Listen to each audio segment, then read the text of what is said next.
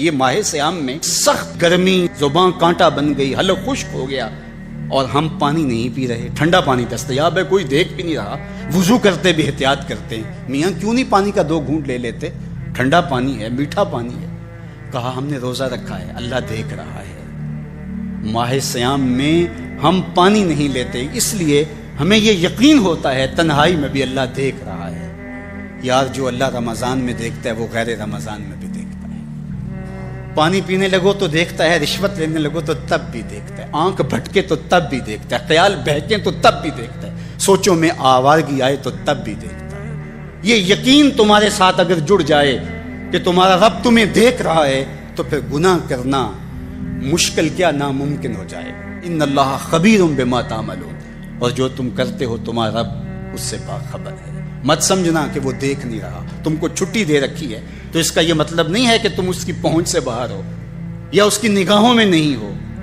تمہارے ایک ایک لمحے کو وہ دیکھ رہا ہے، ایک ایک ساعت کو ملاحظہ کر رہا ہے۔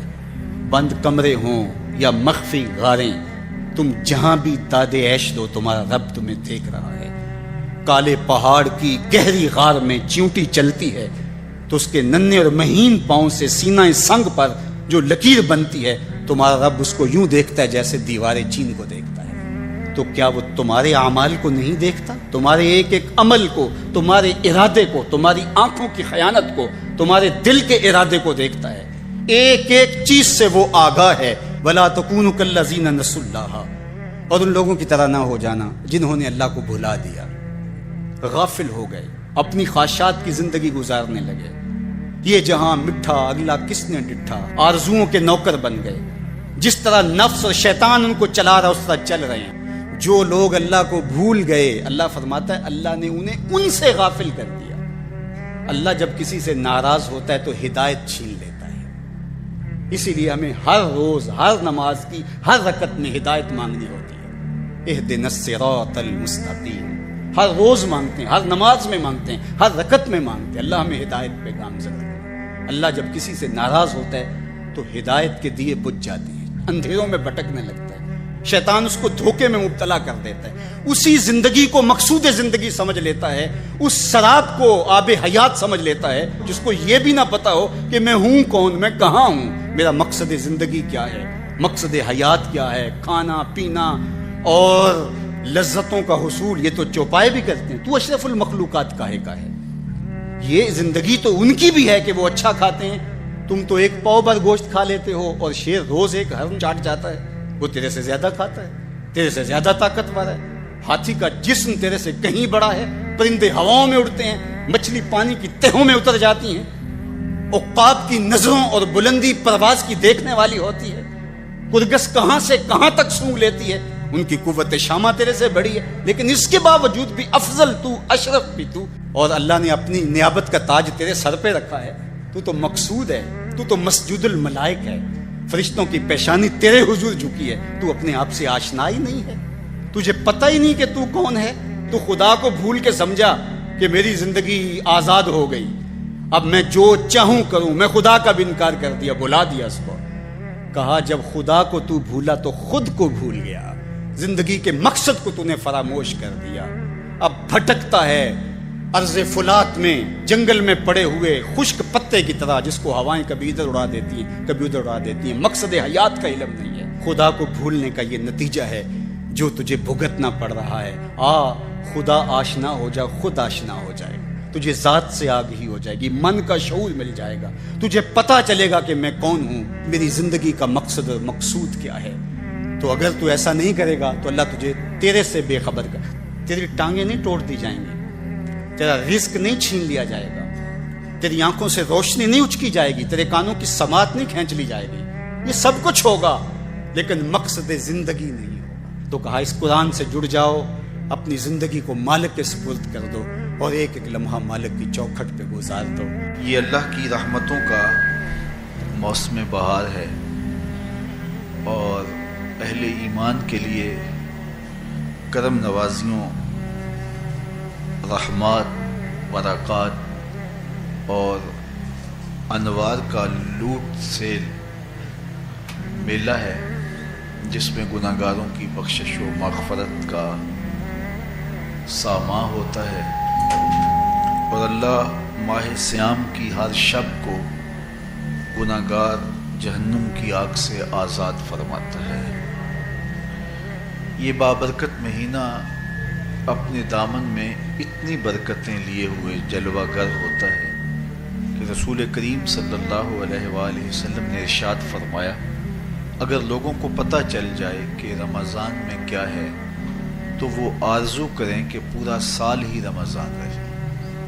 اتنی برکتیں اور اتنی رحمتیں اللہ نے اس مبارک مہینے کے دامن میں ڈال دی۔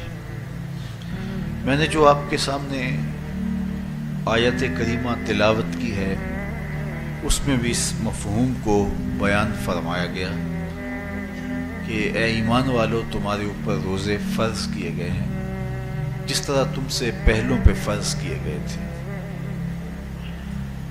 یا ایھا الذین آمنوا کتب علیکم الصیام کما کتب علی الذین من قبلکم۔ کیوں فرض کیے گئے؟ وجہ کیا ہے؟ لعلکم تتقون، تاکہ تم متقی بن جاؤ، تم پرہیزگار بن جاؤ۔ تو روزے کی فرضیت کا نتیجہ تقوی کا حاصل ہونا ہے، اتقاء کی دولت کا نصیب ہونا ہے۔ تو اس آیت کریمہ میں 3 چیزیں بیان کی گئی۔ سب سے پہلی، اے ایمان والو، تمہارے اوپر روزے فرض کیے گئے۔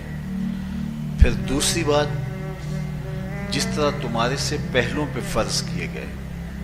اور تیسری بات، تاکہ تمہیں تقوی کا نور نصیب ہو، تمہیں اتقاء کی دولت نصیب ہو۔ تو ایک تو روزے کی فرضیت کا حکم دیا گیا، اور دوسرا یہ تسلی دی گئی کہ یہ بھوک اور پیاس کی شدت تمہیں ہی نہیں کاٹنا پڑے گی، تم سے قبل بھی لوگ یہ عبادت کرتے رہے ہیں، اور وہ اس مشکل عبادت سے تقوی کو حاصل کرتے رہے ہیں، اور تمہیں بھی ہم اس راستے سے تقوی نصیب کرنا چاہتے ہیں۔ علامہ حقی علیہ رحمہ نے لکھا ہے کہ ملک تحمور الثالث، یہ حضرت آدم علیہ السلام کی اولاد سے تیسرا بادشاہ گزرا ہے، اس کے زمانے میں قحط پڑ گیا تھا، تو اس نے اپنی قوم کو یہ حکم دیا کہ ایک وقت کا کھانا آپ کھا لیں اور ایک وقت کا کھانا بچائیں، اور وہ قحط زدہ علاقوں میں بھیجیں۔ تو قوم نے اس حکم کو بصر و چشم قبول کیا، اور ایک وقت کا فاقہ کاٹ کے اپنے ان بھائیوں کے لیے وہ کھانا بھیجتے جو قحط میں مبتلا تھے۔ قوم کی یہ ادا اللہ کو پسند آ گئی، اور وقت کے نبی پر وحی کی گئی کہ تمہارے اس عمل کو ہم عبادت قرار دیتے ہیں۔ تو حضرت آدم علیہ السلام کے بعد متصل ہی یہ عبادت فرض کی گئی، اور پھر جتنی بھی ملتیں، قومیں اور امتیں آئیں، ان میں روزے کی تحسین کی گئی اور روزے کی تلقین کی گئی۔ پرانی جتنی بھی کتابیں ہیں، اناجیل ہیں، تورات ہے، اس میں روزہ داروں کی تعریف موجود ہے۔ اور حضور علیہ السلام جب اس دنیا پہ تشریف فرما ہوئے تو آقا کریم روزے کی فرضیت سے پہلے بھی روزے رکھتے تھے۔ ویسے روزہ سن 2 ہجری کو فرض ہوا ہے، شعبان المعظم کے مہینے میں، لیکن اس سے قبل بھی ایام 20 کے حضور روزے رکھتے تھے، اور اس کے علاوہ بھی مختلف ایام میں اللہ کے محبوب روزے رکھتے تھے۔ روزے کی فرضیت کے بعد حضور علیہ السلام کی زندگی میں کل 9 رمضان آئے ہیں، جس میں 7 29 کے تھے اور 2 30 کے تھے۔ یہ بات ذہن میں رکھیے گا کہ روزے 29 ہوں، ثواب پھر بھی 30 کا دیا جاتا ہے۔ تو زیادہ تر جو رمضان المبارک کے مہینے ہوتے ہیں وہ 29 کے ہوتے ہیں، 30 کے کم ہوتے ہیں۔ حضور کی زندگی میں 9 میں سے 7 جو ہیں وہ 29 کے ہوئے ہیں اور 2 30 کے ہوئے ہیں، تو ثواب پورے 30 کا ہی ہے۔ بعض لوگوں کو زیادہ ہی مسئلہ ہوتا ہے، 29 ہو جائیں تو یہ اللہ کا کرم ہے کہ روزہ رکھنا بھی نہیں پڑا اور 30ویں کا ثواب بھی مل گیا، لیکن وہ شور مچا دیتے ہیں کہ یہ روزہ کھا گئے ہیں۔ میرا نہیں خیال کہ کسی کو اپنے ذمے اتنی بڑی امت کا بوجھ لینے کی پریشانی ہو اور وہ خام خواہ ایک روزے کے لیے پوری امت کا بوجھ اپنے کندھوں پہ ڈال لے۔ تو 29 روزے ہوں یا 30 ہوں، اللہ ثواب پورے 30 کا ہی عطا کرتا ہے۔ روزہ اللہ تعالیٰ جل شانہ کی رضا اور اس کی محبت کے حصول کا ذریعہ ہے، اور اس کا عملی نتیجہ جو اس آیت کریمہ میں بیان کیا گیا وہ تقوی ہے، لعلکم تتقون۔ روزہ اس لیے فرض کیا گیا کہ تمہیں تقوی نصیب ہو جائے، اتقاء کی دولت نصیب۔ اب سوال یہ ہے، کیا تقوی بھوک اور پیاس سے حاصل ہوتا ہے؟ پیاس کاٹنے سے، بھوک کاٹنے سے کیا تقوی نصیب ہو جاتا ہے؟ صبح سے لے کر شام تک روزہ رکھنے کی تلقین کی گئی۔ یہاں ناروے میں اور مختلف ممالک کے اندر 20 گھنٹے کا روزہ ہے، اور ہمارے بھی یہاں 16-17 گھنٹے مسلسل شدت کی گرمی میں بھوک اور پیاس کاٹنا ہوتی ہے۔ اتنا طویل دورانیہ جو بھوک اور پیاس کاٹی ہے، اس کا مقصد رزق بچانا نہیں ہے، بلکہ وَيُزَادُ فِيهِ رِزْقُ الْمُؤْمِنِ، ماہ سیام میں مومن کا رزق بڑھ جاتا ہے۔ آپ اپنا بجٹ دیکھ لیجئے، باقی مہینوں کی نسبت ماہ سیام میں آپ کے اخراجات زیادہ ہوتے ہیں اور کشادگی ہوتی ہے۔ تو یہ کوئی خوراک بچاؤ مہم نہیں ہے، بلکہ رزق تو بڑھ جاتا ہے، لیکن اس کے باوجود 20 گھنٹے، 17 18 گھنٹے پیاس اور بھوک کاٹنا، اس کا کوئی مقصد ہے تو وہ مقصد قرآن نے بیان کیا کہ اس کے نتیجے میں تمہیں اتقاء کی دولت ملے گی، تمہیں تقوی کا نور نصیب ہوگا۔ سوال یہ کھڑا ہوا، کیا بھوک اور پیاس کاٹنے سے تقوی مل جاتا ہے؟ تو اس کو سمجھنے کے لیے ایک مختصر تمہید سمجھنا ہوگی، اور وہ یہ کہ ہمارے 2 دشمن ہیں جو ہمیں جادہ مستقیم سے ہٹانے کے لیے دن رات کوشاں ہیں، ایک شیطان اور دوسرا نفس۔ یہ 2 دشمن ہیں جو ہماری متاع عمل، ہمارا خلوص، ہماری للہیت، ہمارا باطن لوٹنے کے لیے ہر وقت مستعد اور فعال رہتے ہیں۔ اب ان 2 دشمنوں سے ہمارے تنہا ناتواں وجود کا مقابلہ ہے، اور ان میں سے جو بڑا دشمن ہے وہ نفس ہے، کیونکہ شیطان نے جب انکار سجدہ کیا تو ہم تو یہ کہتے ہیں کہ ہمیں شیطان نے بہکا دیا، لیکن شیطان نے جب انکار سجدہ کیا اور خود بہک گیا تو اس وقت کوئی دوسرا شیطان تو نہیں تھا جس نے شیطان کو بہکایا، وہ نفس تھا جس نے شیطان کو شیطان بنایا۔ اس نے اندر سے کہا انا خیر منہ، میں بہتر ہوں۔ تو یہ انانیت جو تھی، انا خیر منہ، اس نے اس کو بہکایا۔ تو شیطان کو شیطان بنانے والا نفس ہے، تو نفس شیطان سے بھی بڑا دشمن ہے۔ ایک بزرگ تھے، وہ ساری زندگی اپنی زبان پہ انا کا لفظ نہیں آنے دیتے تھے۔ اس مفہوم کو بیان کرنا ہوتا تو وہ الفاظ دیگر بیان کرتے، میں کا لفظ، انا کا لفظ، وہ اپنی زبان پہ ساری زندگی انہوں نے جاری ہی نہیں ہونے دیا۔ کہتے تھے اس لفظ نے شیطان کا بیڑا غرق کر دیا، تو میں یہ لفظ زبان پہ آنے نہیں دوں گا۔ اچھا، بندے بھی بڑے عجیب ہوتے ہیں، کسی نے کہا لو ان کی زبان پہ یہ لفظ آتا کیوں نہیں، میں جاتا ہوں اور ان کی زبان پہ یہ لفظ آئے ہی آئے، چلے گئے۔ بزرگ تشریف فرما تھے، نماز کا وقت قریب ہو رہا تھا، حضرت ایک مسئلہ پوچھنے آیا ہوں، کہا پوچھئے، شیطان کو کس چیز نے برباد کیا؟ حضرت آپ تو بولیں گے کہ میں نے، آنا نے، تو کہوں گا جیسے بھی ہوا ان کے زبان پہ لفظ میں تو آ ہی گیا نا۔ تو وہ بزرگ بھی بڑے سیانے تھے، اس کی نیت کا کھوٹ سمجھ گئے، فرمانے لگے بیٹا نماز کا وقت ہو گیا ہے، نماز پڑھ لیتے ہیں پھر اس پہ بات ہوتی ہے۔ نماز ہوئی، سلام پھرا تو خود ہی فرمانے لگے، کسی نے کہا تھا کہ شیطان کو کس چیز نے برباد کیا، جواب دینا چاہ رہا ہوں، کس نے پوچھا تھا؟ جھٹ کھڑا ہو گیا، میں نے کہا اسی چیز نے اس کا بیڑا غرق کر دیا۔ تو جو نفس تھا وہ شیطان کو شیطان بنانے والا ہے۔ تو ہمارے ساتھ نفس بھی لگا ہوا ہے، ہمارے پیچھے شیطان بھی لگا ہوا ہے۔ شیطان بھی بڑا مکار دشمن ہے، چھوٹا دشمن یہ بھی نہیں ہے۔ یہ ہماری متاع عزیز کو، متاع ایمان کو، متاع عمل کو، متاع خلوص کو لوٹنے کے لیے دن رات مستعد اور فعال رہتا ہے۔ اللہ کے محبوب نے فرمایا الشیطان جاسم علی قلب ابن آدم فاذا ذکر اللہ خانس واذا غفل وسوس۔ شیطان اولاد آدم کے دل پہ قبضہ جما کے بیٹھ جاتا ہے، جب یہ اللہ کا ذکر کرتا ہے تو بھاگ جاتا ہے، اور جب یہ اللہ کے ذکر سے غافل ہوتا ہے تو یہ وسوسہ اندازی کرتا ہے۔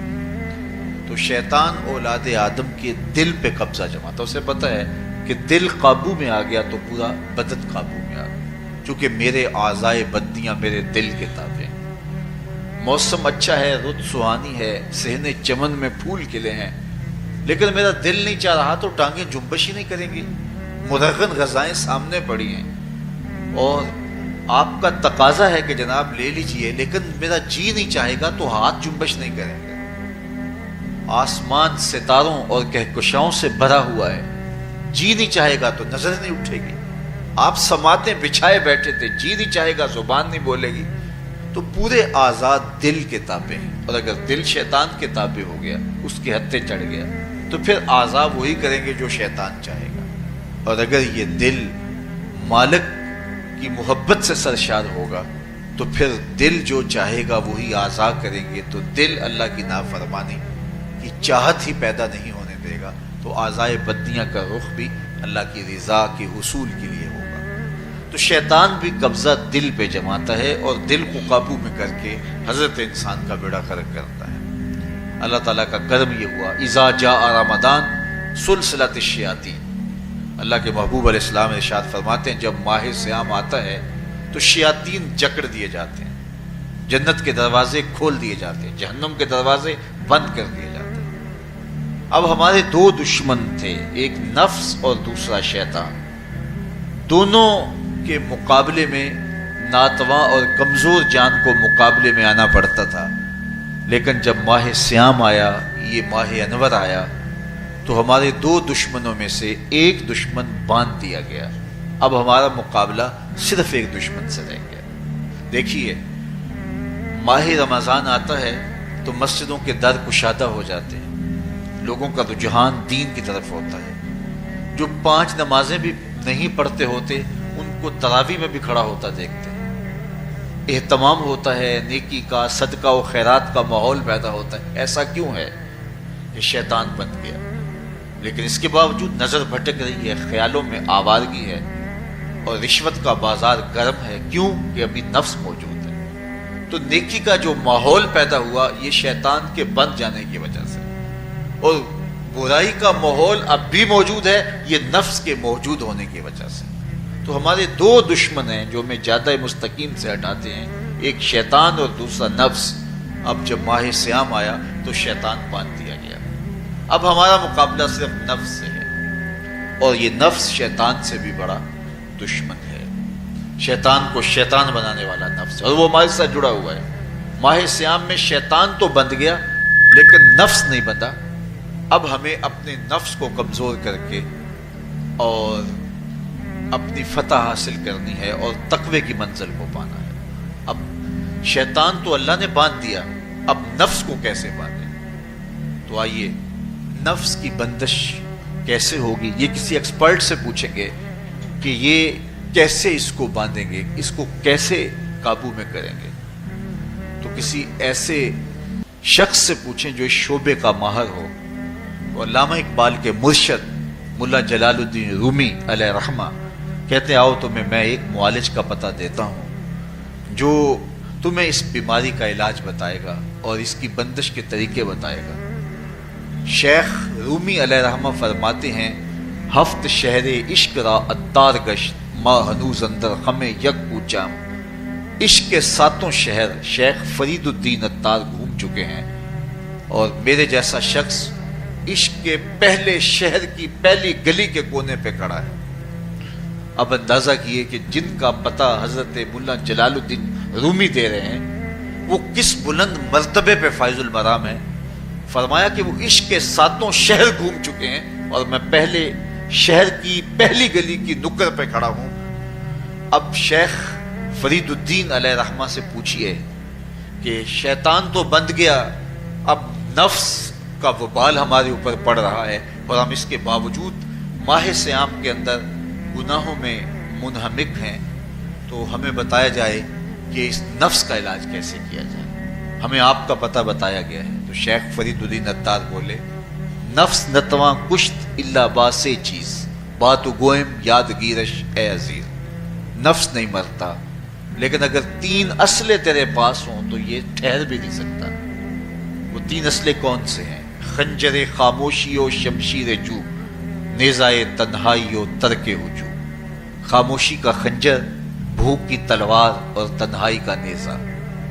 یہ 3 اسلحے ایسے ہیں اگر تو یہ لے کر کے نفس پہ ٹوٹ پڑے تو پھر نفس کا مقابلہ تیرے لیے آسان ہوگا. خنجر خاموشی، خاموشی کا خنجر. اللہ کے محبوب علیہ السلام نے فرمایا من صامت نجا، جو خاموش ہو گیا وہ نجات پا گیا. کیونکہ انسان کی زندگی کی زیادہ آفتیں اس کی زبان کی وجہ سے. آپ اپنے گناہوں کا اور میں اپنے گناہوں کا اگر احتساب کروں تو ہمیں سب سے زیادہ گناہ زبان کے ملیں گے.